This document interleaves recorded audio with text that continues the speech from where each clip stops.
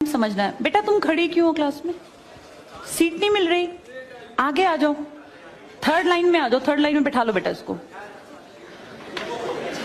फिर तेरी बहन को जब कोई कहेगा यहाँ आके बैठ जा, फिर अच्छा लगेगा? थोड़ा लिमिट में रहना चाहिए ना। बैठ जाओ बेटा। चलो अपने देखो, अपने व्यवहार को ऐसा रखो जैसा तुम दूसरे के साथ करो, तुम्हारी बहन के साथ वही होगा। यहाँ नहीं, जहां वो कॉलेज में जाएगी वहां होगा, बस में होगा, ऑटो में होगा। समाज सबसे मिलके बनता है।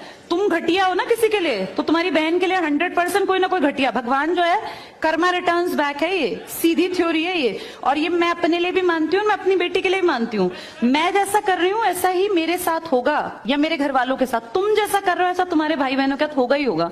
हम किसी भी बेटी के साथ गलत करेंगे ना, तो अपने आप को इसके लिए तैयार रखना कि मेरी बहन भी पढ़ने निकलेगी। आज छोटी है तो कल निकलेगी। चाचा की बेटी, मामा की बेटी, ऐसा नहीं कोई घर में रिश्ते ही ना हो, माँ भी तो होगी।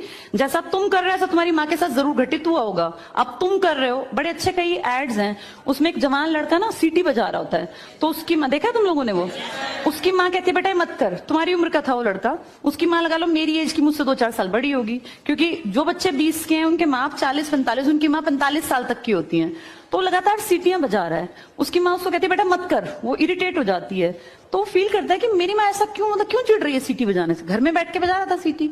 तो उसकी माँ को याद आता है कि जब मैं रोज बस स्टॉप पे जाती हूँ, 45 साल की अधेड़ उम्र की एक औरत, एक घटिया लड़का, मतलब ऐसे नहीं होते बिल्कुल ही घटिया जिनकी परवरिश हो, वो रोज उसको परेशान करता है, उस 45 साल की औरत को। तो उसको फिर फील होता है कि ये मेरा बेटा जो हरकत कर रहा है ये उस लड़के से मेल खाती है। बहुत अच्छा ऐड है, उसका एसेंस बहुत अच्छा निकल के आता है कि एक्सप्लॉयटेशन सिर्फ जवान लड़कियों का नहीं होता। आप गलत कर रहे हो ना, कोई आपकी माँ के साथ, आपकी बहन के साथ कहीं ना कहीं कोई गलत करेगा फिर। इसलिए समाज को अच्छा बनाओ, क्लास को ऐसा बनाओ, कोई लड़की वहां से अगर आ रही है और तुम कह रहे हो यहाँ आ जा, तो ये ठीक है, ये अपने आप सोच के देखो, ये हमारी परवरिश को भी दिखाता है कि हमारी परवरिश कैसी माँ ने की है। अपनी बेटियों को जितने हम संस्कार देते हैं ना, उससे ज्यादा बेटों को देने चाहिए, क्योंकि गलत करने वाले लड़के ही तो है ना, किसी के प्रति गलत कमेंट करने वाले। ये ठीक नहीं होता। इतने काबिल बनो कि कोई तुम्हारे साथ बैठना चाहे। तुम्हें ये कहना पड़ रहा है कि यहाँ के बैठ जाओ, तुम कोई वो छिछोरे 70-80 के दशक के लड़के थोड़ी ना हो, पढ़े लिखे 21वीं-22वीं सदी के लड़के बैठे हो, तुम कोई बच्चे नहीं हो। अब अपने व्यवहार को इतना अच्छा बनाओ, क्योंकि जब गलत बात बोलो ना तो ये सोच के बोलना कि मेरे घर में जो औरत है ना उसको ये सहना पड़ रहा है कहीं ना कहीं।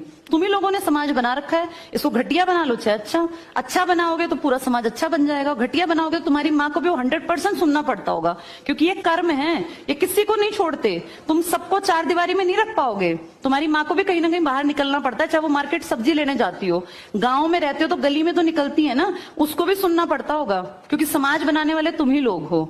तो ये ध्यान रखो सबको कि भाई किसी को हमारे किसी भी कमेंट से बुरा ना लगे, और इनको अलग मत समझो। जैसी तुम्हारी बहनें ऐसी ही ये हैं। पसंद आना कोई अलग बात होती है, पर व्यवहार अच्छा रखना चाहिए। तुम्हारी परवरिश अच्छी माने की है, कम से कम ये दिखा के चलना। चलो ये टॉपिक